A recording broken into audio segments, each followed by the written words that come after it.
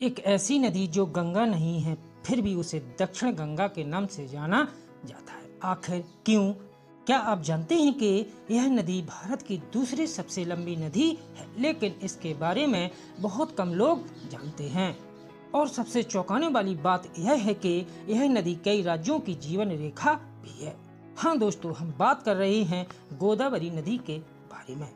आज की इस क्लास में हम गोदावरी नदी से संबंधित कुछ महत्वपूर्ण फैक्ट्सों के बारे में बात करेंगे जो आपके आने वाले एग्जामों के लिए बहुत ही महत्वपूर्ण होने वाले हैं। इसलिए फ्रेंड्स, वीडियो में अंत तक बने रहें।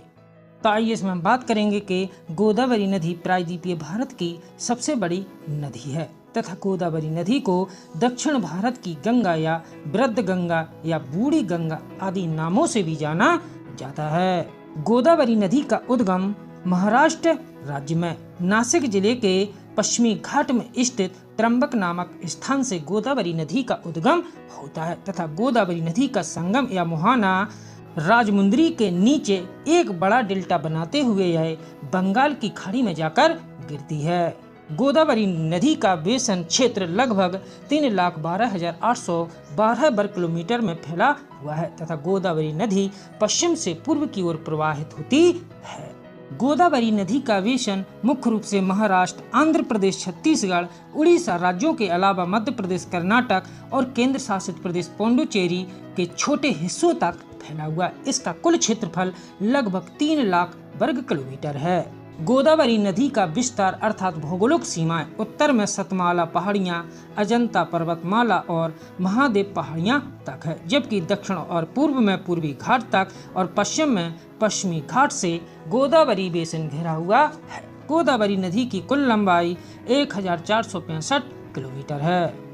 राजमुंद्री शहर गोदावरी नदी के तट पर स्थित सबसे बड़ा शहर है तथा श्री राम सागर परियोजना, जिसका निर्माण वर्ष 1964 से 69 के मध्य किया गया और यह आदिलाबाद और निजामाबाद की सिंचाई आवश्यकताओं को पूरा करती है, यह गोदावरी नदी पर स्थित है।